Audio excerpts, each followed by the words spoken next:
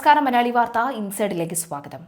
ചൈനയും അമേരിക്കയും തമ്മിലൊരു യുദ്ധം ഇനി വരുന്ന ദിവസങ്ങളിൽ ഉണ്ടാകുമോ എന്നൊരു ആശങ്ക നിലനിൽക്കുമ്പോൾ ചൈനയിൽ നിന്നും അത്ര സുഖകരമായ വാർത്തയല്ല പുറത്തു വരുന്നത്. ഇറാനെതിരെയുള്ള അമേരിക്കയുടെ നാവിക ഉപരോധം ലംഘിച്ച് മുന്നേറാൻ ശ്രമിച്ച ചൈനീസ് ഉടമസ്ഥയിലുള്ള എണ്ണക്കപ്പൽ ദൗത്യം ഉപേക്ഷിച്ച് മടങ്ങി.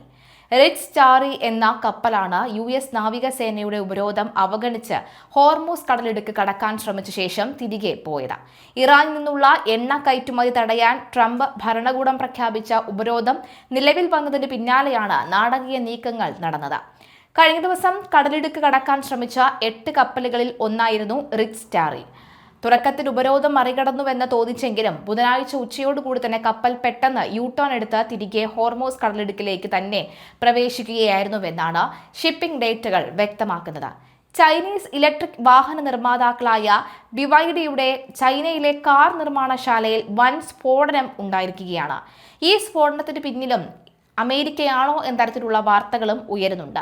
അത്തരത്തിലുള്ള സംശയങ്ങൾ കൂടി ഇപ്പോൾ വരുന്നുണ്ട്. കാരണം അത്രയും വലിയ ഭീമമായിട്ടുള്ളൊരു സ്ഫോടനം തന്നെയാണ് അവിടെ ഉണ്ടായിരിക്കുന്നത്. പ്ലാന്റിലെ മൾട്ടി ലെവൽ പാർക്കിങ്ങിലാണ് തീപിടുത്തം ഉണ്ടായിരിക്കുന്നത്. കറുത്ത പുക അന്തരീക്ഷത്തെ മൂടി ഭയാനക സാഹചര്യമുണ്ടെങ്കിലും ആളപായങ്ങൾ നിലവിൽ റിപ്പോർട്ട് ചെയ്തിട്ടില്ല. പ്രാദേശിക അഗ്നിശമന സേനാ വിഭാഗത്തിന്റെ മേൽനോട്ടത്തിൽ തീ നിയന്ത്രണ വിധേയമാക്കിയിട്ടുണ്ടെന്നാണ് റിപ്പോർട്ട്. ചൈന ഷെൻഷനിലെ പിൻഷാൻ ജില്ലയിൽ സ്ഥിതി ചെയ്യുന്ന BYDയുടെ നിർമ്മാണ പ്ലാന്റിലാണ് ഈ തീപിടുത്തം ഉണ്ടായിരിക്കുന്നത്.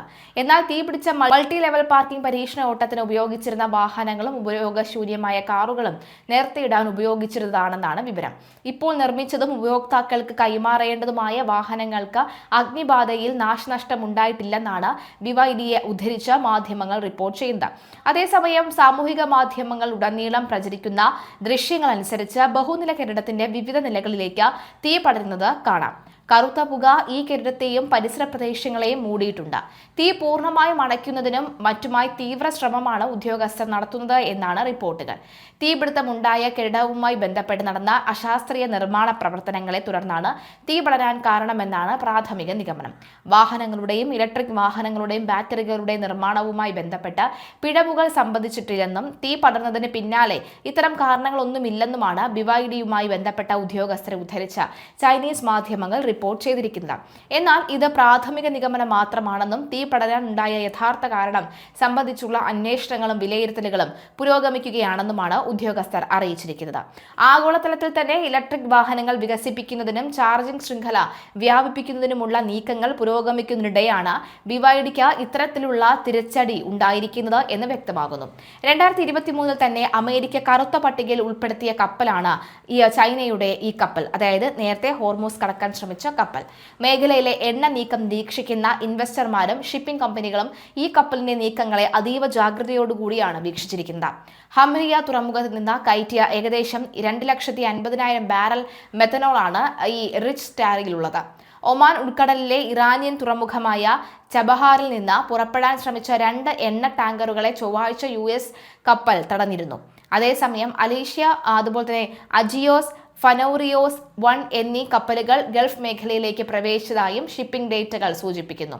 അമേരിക്കയും ഇറാനും തമ്മിൽ ഇസ്ലാമാബാദിൽ നടന്ന സമാധാന ചർച്ചകൾ പരാജയപ്പെട്ടതിനെ തുടർന്ന് കഴിഞ്ഞ ഞായറാഴ്ചയാണ് US പ്രസിഡന്റ് ട്രംപ് ഇറാനിയൻ തുറമുഖങ്ങൾക്കെതിരെ ഉപരോധം പ്രഖ്യാപിച്ചത്. ഉപരോധം ആരംഭിച്ച തിങ്കളാഴ്ച മുതൽ ഒരു കപ്പലും കടത്തിവിട്ടിട്ടില്ലെന്നാണ് US സെൻട്രൽ കമാൻഡ് പറയുന്നത്. നിലവിൽ ഹോർമൂസ് കടലിടുക്കിലൂടെയുള്ള കപ്പൽ ഗതാഗതം പൂർണ്ണമായും അമേരിക്ക നിരീക്ഷണത്തിലാണ്. ഇത് ആഗോള വിപണിയിൽ എണ്ണവില വർദ്ധിക്കാൻ കാരണമാകുമോ എന്ന ആശങ്കയും ശക്തമാണ്. ഈ ഉപരോധം എണ്ണ കമ്പനികൾക്കും ഇൻഷുറൻസ് മേഖലയ്ക്കും വലിയ അനിശ്ചിതത്വമാണ് സൃഷ്ടിച്ചിരിക്കുന്നത്. ഫെബ്രുവരി 28-ന് ഇറാനെതിരെ US-ഇസ്രായേൽ സൈനിക നീക്കം ആരംഭിക്കുന്നതിന് മുൻപ് പ്രതിദിനം 130-ൽ അധികം കപ്പലുകൾ ഈ പാതയിലൂടെ കടന്നുപോയിരുന്നു. അതേസമയം ഇറാനുമായുള്ള യുദ്ധം അവസാനിക്കാറായി എന്ന് ട്രംപ് പ്രതികരിച്ചു.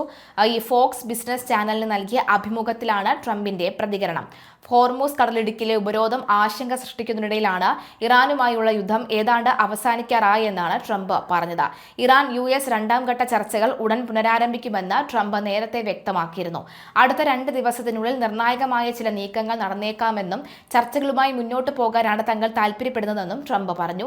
അതിനിടെ ഇറാനിൽ നിന്ന് എണ്ണ വാങ്ങാൻ ചൈനയെ അനുവദിക്കില്ലെന്ന US ട്രഷറി സെക്രട്ടറിയുടെ പ്രസ്താവനയ്ക്കെതിരെ റഷ്യയും ചൈനയും രംഗത്തെത്തുന്നതും വളരെ നിർണായകമാണ്. ഹോർമൂസ് ഉപരോധിച്ചുവെന്നും കടലിടുക്ക് കടക്കാനോ പുറത്തേക്ക് വരാനോ ഒരു കപ്പലുകളെയും അനുവദിക്കില്ല എന്ന US പ്രസിഡന്റ് ട്രംപിന്റെ പ്രഖ്യാപനത്തെ പരിഹസിച്ച ഇറാൻ.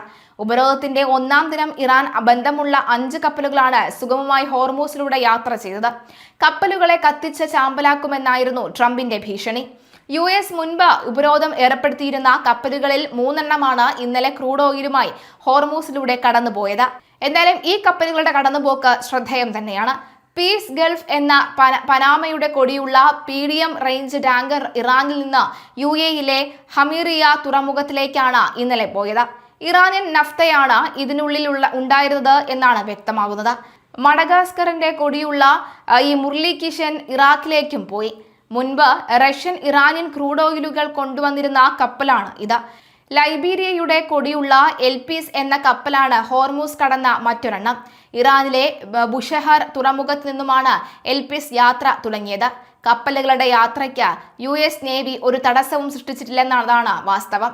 ഉപരോധത്തെ തങ്ങൾ വകവയ്ക്കുന്നില്ല എന്ന് വ്യക്തമാക്കിയ ചൈന അവരുടെ റിച്ച് സ്റ്റാറി എന്ന കപ്പൽ ഇന്നലെ ഹോർമൂസിലൂടെ കൊണ്ടുപോയിരുന്നു. കെപ്ലർ, മറൈൻ ട്രാഫിക് എന്നീ ഷിപ്പ് ട്രാക്കിംഗ് ഡേറ്റ സൈറ്റുകളിലും ഹോർമൂസിലൂടെ കപ്പലുകൾ സഞ്ചരിച്ചത് രേഖപ്പെടുത്തിയിട്ടുണ്ട്. എന്നാൽ ഉപരോധം ആരംഭിച്ച ശേഷം ഇറാൻ ബന്ധമുള്ള ഒരു കപ്പലും ഹോർമൂസ് കടന്നിട്ടില്ലെന്നാണ് US സൈന്യത്തിന്റെ അവകാശവാദം. കപ്പലുകൾ സുഗമമായി ഹോർമൂസിലൂടെ പോയതിന് പിന്നാലെ ട്രംപിനെ കണക്കറ്റ് പരിഹസിച്ച ഇറാൻ രംഗത്തെത്തി. സമൂഹ മാധ്യമത്തിൽ പോസ്റ്റ് ഇടുന്നത് പോലെ എളുപ്പമല്ല ഹോർമൂസിലെ കാര്യങ്ങളെന്നും സമൂഹ മാധ്യമത്തിൽ ബ്ലോക്ക് ചെയ്ത് കളിക്കുന്നത് പോലെയല്ലെന്നും ട്രംപ് മനസ്സിലാക്കണമെന്നും ഇറാൻ പറയുന്നു. ആരെങ്കിലും നിങ്ങളെ ബ്ലോക്ക് ചെയ്താൽ പോയി തിരിച്ച് ബ്ലോക്ക് ചെയ്യാൻ ഹോർമൂസ് കടലെടുക്ക സോഷ്യൽ മീഡിയ അല്ല എന്നായിരുന്നു ഹൈദരാബാദിലെ എംബസിയുടെ എക്സ് ഹാൻഡിലിൽ നിന്ന് ഇറാൻ കുറിച്ചത്. ഇത് അതിവേഗം വൈറലാവുകയും ചെയ്തു. ട്രംപ് അമേരിക്കൻ ജനതയെ മുഴുവൻ ലോകത്തിനു മുന്നിൽ നാണം കെടുത്തുകയാണെന്നും പലരും എക്സിൽ കുറിച്ചു. ഇതാദ്യമായല്ല ഇറാന്റെ വിവിധ രാജ്യങ്ങളിലെ എംബസികൾ അവരുടെ എക്സ് ഹാൻഡിലൂടെ ട്രംപിനെ ട്രോളുന്നത്. ഇസ്ലാമാബാദിൽ നടന്ന ആദ്യ സമാധാന ചർച്ച പരാജയപ്പെട്ടതിന് പിന്നാലെയായിരുന്നു സമൂഹ മാധ്യമങ്ങളിൽ ഹോർമൂസ് US ഉപരോധിക്കുകയാണ് എന്ന് ട്രംപ് പ്രഖ്യാപിച്ചത്.